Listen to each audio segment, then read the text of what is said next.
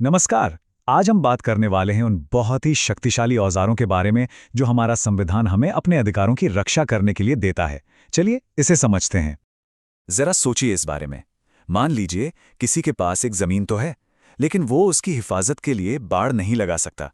अगर कोई उस पर कब्जा कर ले तो उसे हटा नहीं सकता। तो क्या वो जमीन सच में उसकी हुई? शायद नहीं। बिल्कुल इसी तरह बिना किसी सुरक्षा के अधिकार सिर्फ खोखले वादे बनकर रह जाते हैं। और देखिए, यहीं पर इस पूरी बातचीत का सबसे जरूरी पॉइंट है। हमारा संविधान सिर्फ वादे नहीं करता, बल्कि उन वादों को हकीकत में बदलने के लिए हमें कुछ प्रैक्टिकल साधन भी देता है, जिन्हें हम रिट्स यानी WRITS कहते हैं। तो आज हम क्या-क्या जानेंगे? सबसे पहले कि अधिकारों को सुरक्षा की जरूरत क्यों है, फिर हमारे संविधान के गार्डियंस कौन हैं, और उसके बाद हम उन 5 शक्तिशाली रिट्स के बारे में गहराई से जानेंगे जो हमें ये सुरक्षा देती हैं। और आखिर में हम ये भी समझेंगे कि इन्हें संविधान का दिल क्यों कहा जाता है। हमारे संविधान को बनाने वाले ये बात बहुत अच्छी तरह से जानते थे कि सिर्फ अधिकार दे देना ही काफी नहीं होगा, उनकी सुरक्षा का एक मजबूत इंतजाम करना भी उतना ही जरूरी है। जैसे हम अपने कीमती गहनों को महफूज रखने के लिए एक तिजोरी का इस्तेमाल करते हैं, है ना? ठीक वैसे ही हमारे मौलिक अधिकारों की सुरक्षा के लिए संवैधानिक उपचारों का इंतजाम किया गया है। ये उपचार ही वो तिजोरी हैं जो हमारे अधिकारों को सुरक्षित रखती हैं।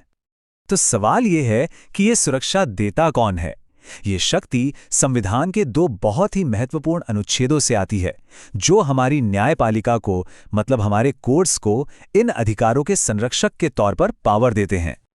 यहाँ एक बहुत ही जरूरी फर्क समझना होगा। आर्टिकल 32 सुप्रीम कोर्ट को सिर्फ फंडामेंटल राइट्स के उल्लंघन पर रिट जारी करने की शक्ति देता है। वहीं आर्टिकल 22(6) के तहत हाई कोर्ट्स का दायरा थोड़ा और बड़ा है। वो फंडामेंटल राइट्स के साथ साथ दूसरे कानूनी अधिकारों के लिए भी रिट जारी कर सकते हैं। लेकिन सबसे अहम बात यह है कि आर्टिकल 32 अपने आप में ही एक मौलिक अधिकार है। इसका मतलब ये हुआ कि न्याय के लिए सीधे सुप्रीम कोर्ट जाने के अधिकार से किसी को भी रोका नहीं जा सकता।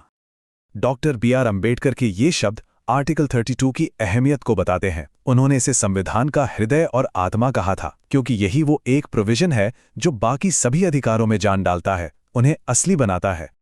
तो चलिए अब एक एक करके इन 5 औजारों को करीब से समझते हैं। शुरुआत करते हैं सबसे शक्तिशाली और सबसे ज्यादा इस्तेमाल होने वाली रिट से, हेबियस कॉर्पस। हेबियस कॉर्पस ये एक लैटिन शब्द है। इसका सीधा सा मतलब होता है शरीर को प्रस्तुत करो। ये कोर्ट का एक आदेश है जो सरकार या किसी भी अथॉरिटी को ये कहता है कि हिरासत में लिए गए व्यक्ति को हमारे सामने पेश करो, ताकि हम ये देख सकें कि उसे हिरासत में रखना कानूनी है या गैर कानूनी।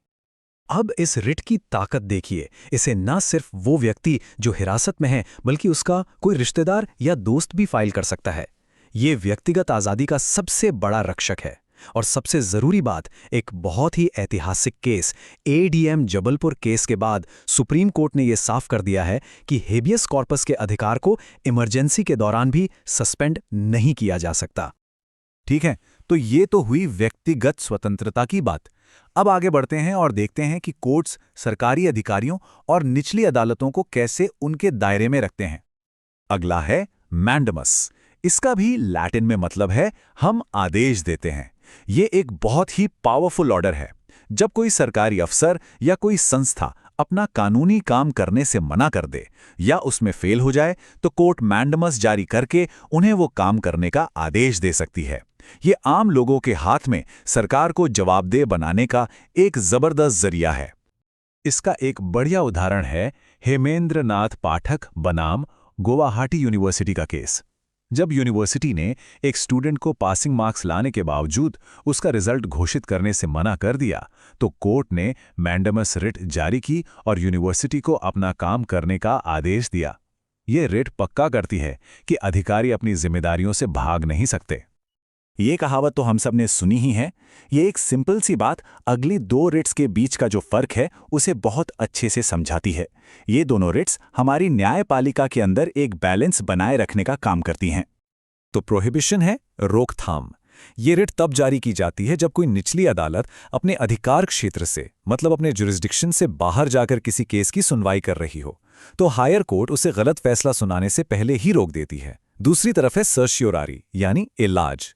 ये तब काम आती है जब निचली अदालत कोई गैरकानूनी फैसला सुना चुकी हो। तब हायर कोर्ट उस गलत फैसले को रद्द करके न्याय को फिर से बहाल करती है। तो एक गलती होने से रोकती है और दूसरी गलती हो जाने के बाद उसे ठीक करती है। चलिए, अब हम अपनी आखिरी रिट पर आते हैं, जो सरकारी पदों पर बैठे लोगों के अधिकार पर एक बहुत ही जरूरी चेक की तरह काम करती है। क्यों वारंटो? इसका सीधा सा मतलब है किस अधिकार से। यह रिट कोर्ट को किसी भी पब्लिक ऑफिस में बैठे व्यक्ति से ये पूछने की शक्ति देती है कि आप इस पद पर किस अथॉरिटी से बैठे हैं। यह सरकारी पदों की गरिमा बनाए रखने और उन्हें किसी भी तरह के अवैध कब्जे से बचाने के लिए एक बहुत ही महत्वपूर्ण टूल है। ये रेट सिर्फ कानून के तहत बनाए गए पब्लिक ऑफिसेज पर ही लागू होती है। इसका मकसद ये पक्का करना है कि कोई भी व्यक्ति गलत तरीके से किसी सरकारी पद पर काबिज ना हो। और एक बहुत ही इंटरेस्टिंग बात यह है कि इस रिट को फाइल करने के लिए किसी का सीधे तौर पर पीड़ित होना जरूरी नहीं है। कोई भी आम नागरिक जो पब्लिक इंटरेस्ट में रुचि रखता है, वो इसे फाइल कर सकता है। तो ये थीं वो 5 शक्तिशाली रिट्स। आइए अब इन सभी को एक साथ देखते हैं, ताकि ये पूरा का पूरा संवैधानिक टूलकिट हमारे दिमाग में अच्छी तरह से बैठ जाए। तो यहाँ आप देख सकते हैं कि कैसे ये पांचों रिट्स मिलकर अधिकारों का एक पूरा सुरक्षा कवच बनाती हैं।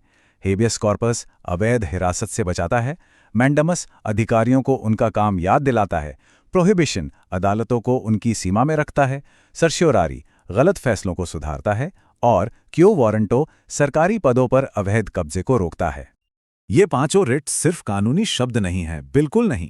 ये वो मशीनरी हैं, ये वो औजार हैं जो हमारे संविधान में दिए गए मौलिक अधिकारों के वादे को हर एक नागरिक के लिए एक जीती जागती हकीकत बनाते हैं।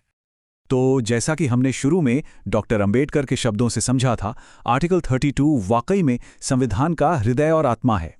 यही वो आर्टिकल है जो सुप्रीम कोर्ट को हमारे मौलिक अधिकारों का अल्टीमेट प्रोटेक्टर और गारंटर बनाता है, और ये पक्का करता है कि हमारे अधिकार सिर्फ कागज पर न रह जाएं। और अब आखिर में एक सवाल, ये जानने के बाद कि हमारे पास अपने अधिकारों की रक्षा के लिए इतने शक्तिशाली संवैधानिक उपकरण हैं, तो क्या मौलिक अधिकारों को देखने का हमारा नजरिया बदलता है? इस पर जरूर सोचिएगा।